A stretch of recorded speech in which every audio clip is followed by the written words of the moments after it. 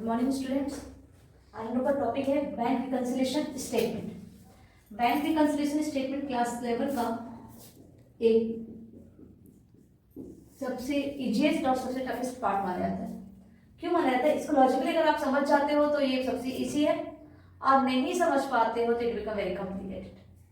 तो bank reconciliation statement सबसे पहले मैं बता दूं क्या होता है। Reconciliation of the statement between the cash book as well as passbook. तो किस चीज का रिकंसिलिएशन होता है, एक छोटा सा एग्जांपल लेते हैं।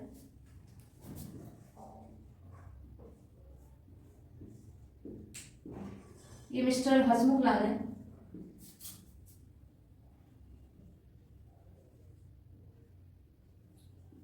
मिस्टर हसमुख लाल के पास कैश बुक है। आपको पता है कि कैश बुक का फॉर्मेट कैसा होता है? एक कैश का कॉलम होता है, एक बैंक का कॉलम होता है, एक कैश का कॉलम होता है और बैंक का कॉलम होता है। जब जब हम लोग कैश या चेक रिसीव करते हैं तो हम लोग डेबिट में एंट्री करते हैं, और जब जब कैश या चेक पेड करते हैं तो हम लोग क्रेडिट में एंट्री करते हैं। तो मिस्टर हसमुख लाल जब जब चेक रिसीव करते तो उनका आदत था कि बैंक में जमा कर देने का, और जब जब वो चेक बैंक में जमा करते थे, बैंक का बैलेंस उनका बढ़ जाता तो बहुत खुश होते थे, वो तुरंत डेबिट में एंट्री कर देते थे।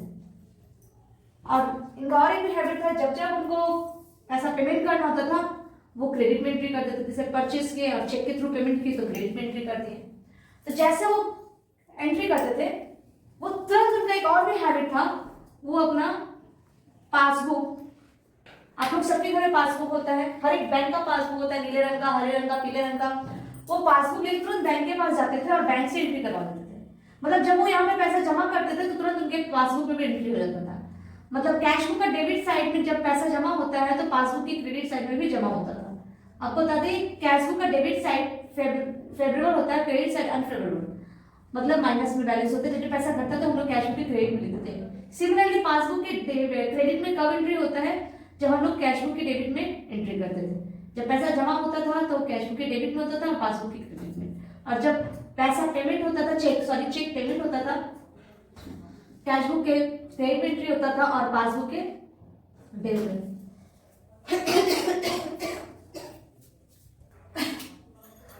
Check receive and deposited to bank from mister Ram. तो राम से जैसे चेक मिला तो 10,000 का, तो हमने कैश बुक के डेबिट में एंट्री किया, और सिमिलरली हम पासबुक के भी क्रेडिट में एंट्री करवाते थे। पासबुक में एंट्री करने का काम कौन करता है? बैंक। इसको हम टच भी नहीं कर सकते। जो भी हमारे कैश बुक का इंफॉर्मेशन होगा वो हमारे पासबुक में इंफॉर्मेशन पुट कौन करता है? Respective bank. अभी काम बात हुआ, हसमुख लाल जी का तबियत खराब हो गया। वो 1 महीने तक बैंक जाके एंट्री नहीं करवा पाते थे। मतलब वो कैश बुक में अपना एंट्री कर लेते थे क्योंकि उनके हाथ में रहता था रिसीवर पेमेंट का, लेकिन पासबुक में एंट्री नहीं कर पाते थे। 1 महीने तक उनका पासबुक में कोई इफेक्ट नहीं पड़ा। 1 महीने पहले वाला ही सिचुएशन था। जब वो 1 महीने बाद उनको तबियत ठीक हुआ तो देख रहे हैं कि कैश बुक और पासबुक के बैलेंस में काफी डिफरेंस हो रहा है। ये डिफरेंस क्यों हो रहा है, किस तरह हो रहा है, इसका पूरा इंफॉर्मेशन हम लोग को बैंक रिकंसिलिएशन स्टेटमेंट से बनता है। बैंक रिकंसिलिएशन स्टेटमेंट से पता कर सकते हैं कैश बुक और पासबुक के में इतना डिफरेंस, अमाउंट का डिफरेंस क्यों। अब हम लोग सीखेंगे कितने तरह का बैंक रिकंसिलिएशन स्टेटमेंट होता है, किस तरह इसका प्रोसेस है। इस वीडियो को कंटिन्यू देखेंगे तभी आप लोगों को इसका पूरा method, types and preparation of the bank reconciliation statement समझ में आएगा। Types: bank balance as per cash book debit favourable होता है। फेवरेबल मतलब positive balance. Bank balance as per cash book credit unfavourable होता है। Third, bank balance as per passbook credit favourable होता है। Fourth, bank balance as per passbook debit unfavourable होता है। ये 4 types of bank reconciliation statements है। अब आज हम लोग एक टॉपिक को कवर करेंगे इस वीडियो में। First type, bank balance as per cash book debit favourable. Favourable का मतलब होता है बैंक अकाउंट में आज के डेट में आपके पास पैसे हैं। तो bank balance as per cash book debit, ये आपका क्वेश्चन में मेंशन रहेगा। इसको आउटर कॉलम में टोटल अमाउंट की कॉलम में लिखेंगे। कुछ आइटम्स को ऐड करना पड़ता है, कुछ आइटम को लेस।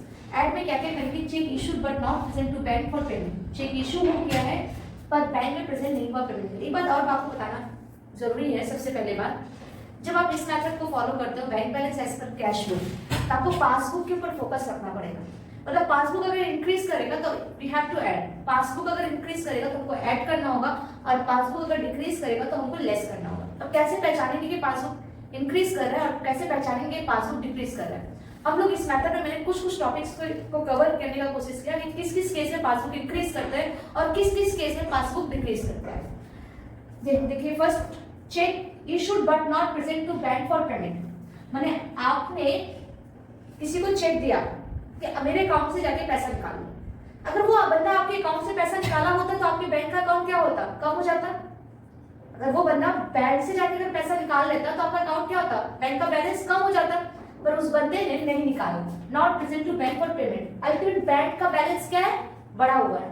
तो बैंक का बैलेंस बढ़ना मतलब पासबुक का इंक्रीज करना होता है। अच्छा, जब पासबुक इंक्रीज करे ना, you have to add our customer directly deposit to our bank. मेरे कस्टमर मतलब मेरे डेटा ने मेरे बैंक के अकाउंट में डायरेक्ट क्या किया, पैसा जमा कर दिया, तो मेरा बैंक का बैलेंस क्या हुआ, बढ़ गया। बैंक का बैलेंस बढ़ना मतलब पासबुक का इंक्रीज करना।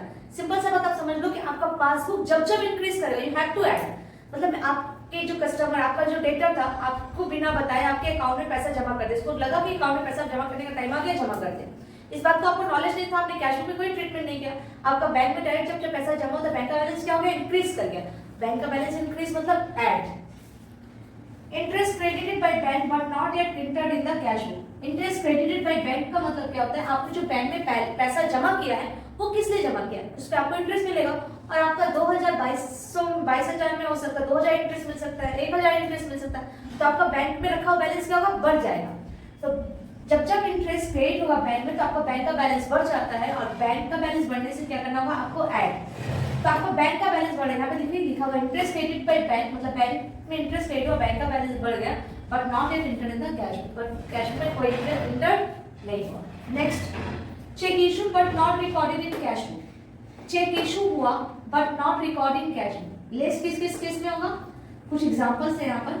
चेक इशू मतलब मैंने बैंक से पैसा निकाल दिया है, मेरा बैंक का बैलेंस मैंने चेक दिया कि जाओ मेरे अकाउंट से आपने पैसा निकालो, आपको चेक मिलने के साथ साथ अकाउंट से पैसा निकाल लिया, पर मेरे को नॉलेज में नहीं है आपने कब निकाला, जिस टाइम में कैश बुक में एंट्री करना तो मैंने किया नहीं, बैंक से पैसा तो आपने निकाल लिया, तो मेरा बैंक का बैलेंस क्या हो गया, कम हो गया। आपने चेक लिया, बैंक से पैसा निकाल लिया, बैंक का बैलेंस क्या हो गया, कम हो गया। बैंक का बैलेंस कम होना मतलब मेरे पासबुक का बैलेंस कम होना, तो क्या होगा, less. Cheque deposit but not yet collected by bank. आपने क्या किया, बैंक में चेक जमा कर दिया कि मेरे इस चेक को आप कैश करा के मेरे बैंक का बैलेंस बढ़ा लो, पर बैंक अकाउंट से निकला, पैसा कलेक्ट ही नहीं किया, तो बैंक का बैलेंस थोड़ी ना बढ़ेगा, तो बैंक का बैलेंस क्या होगा, कम ही रहेगा। Next, check receive but not yet credited by bank. Same यहाँ पर भी वही बात है, चेक रिसीव किया, बैंक ने अभी तक क्रेडिट नहीं किया, बैंक का क्रेडिट नहीं करना मतलब बैंक का बैलेंस अभी भी नहीं बढ़ा। बैंक चार्जेस करना, बैंक ने चार्ज काटा, बैंक चार्जेस अगर काटता है तो बैंक का बैलेंस घट जाता है, तो आपको क्या करना है, ऐड के सारे आइटम को ऐड करके सेकंड कॉलम में लिखना है, तो इस अमाउंट को इस अमाउंट को ऐड करके फिर फाइनली अमाउंट क्रिएट करना है, फिर माइनस करना है, इसे नेगेटिव है बिकॉज लेस है, तो लेस करके जो फाइनल फिगर रहेगा bank balance as per passbook credit.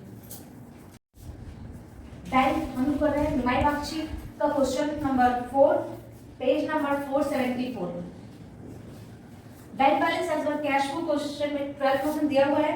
Number 2 लिखा चेक इशू, चेक इशू हो गया पर बैंक ने पेमेंट के लिए नहीं गया है। अगर बैंक ने पेमेंट के लिए नहीं गया कि बैंक का बैलेंस बढ़ा होगा कि घटा होगा, बैंक के में अगर पेमेंट के लिए मैंने चेक तुमको दिया, तुम जाओ मेरे अकाउंट से पैसा निकालना, तुम गए ही नहीं मेरे अकाउंट से पैसा निकालना, तो मेरे अकाउंट में जो पैसा जमा है वो क्या पैसा घटा होगा, क्या नहीं घटा होगा, मतलब अल्टीमेट क्या होगा, मेरा बैंक का बैलेंस बढ़ जाएगा। तो हम लोग को क्या लिखना होगा, add number 2 check issued but not present for payment. Bank से पेमेंट ही नहीं हुआ तो मेरे बैंक का बैलेंस तो नहीं घटा, अल्टीमेट क्या बैंक का बैलेंस बढ़ा है 3000। Number 3 cheque deposited but not credited by bank. Cheque deposit मैंने बैंक में पैसा चेक जमा कर दिया कि जाके मेरे बैंक में बैलेंस बढ़ा दो, क्रेडिट कर दो, पर बैंक ने क्रेडिट ही नहीं किया, तो बैंक का बैलेंस बढ़ा होगा क्या, जब मैंने चेक जमा किया बोला मेरे बैंक में पैसा क्रेडिट कर दो, तो बैंक कामचोर निकला, वो मेरा चेक का कलेक्शन ही नहीं किया। जब चेक का पैसा कलेक्ट ही नहीं करेगा मेरे बैंक अकाउंट का पैसा बढ़ेगा क्या, नहीं बढ़ेगा, अल्टीमेट लेस, मतलब बैंक बैलेंस नहीं बढ़ा, इंक्रीज है, डिक्रीज है, तो क्या होगा, लेस।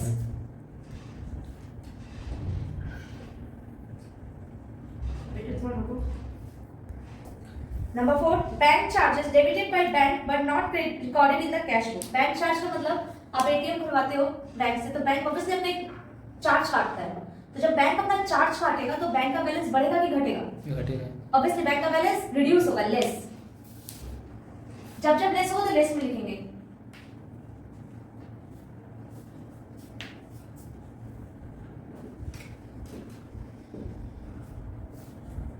डिविडेंड, नेक्स्ट आपका number 5, dividend collected by bank but not recorded in cash book. Dividend एक तरह का इनकम होता है which is earned by the shares।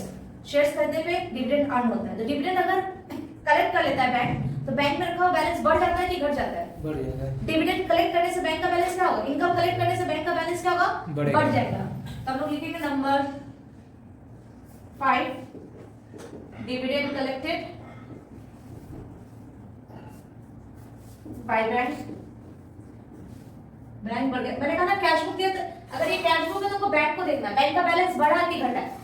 Bank बढ़ेगा तो बढ़ाएंगे, बैंक घटेगा तो घटाएंगे। बैंक मतलब passbook. Last one, interest credited by bank but not recorded in cash book. Interest credited by bank मतलब बैंक में रखे हुए पैसे पे अगर हम इंटरेस्ट, मतलब बैंक इंटरेस्ट कलेक्ट कर रहा है, बैंक में रखा हुआ पैसा पे अगर आपको इंटरेस्ट मिल रहा है तो बैंक का बैलेंस बढ़ता है कि घटता है? बढ़ता है। तो क्या करेंगे? ऐड।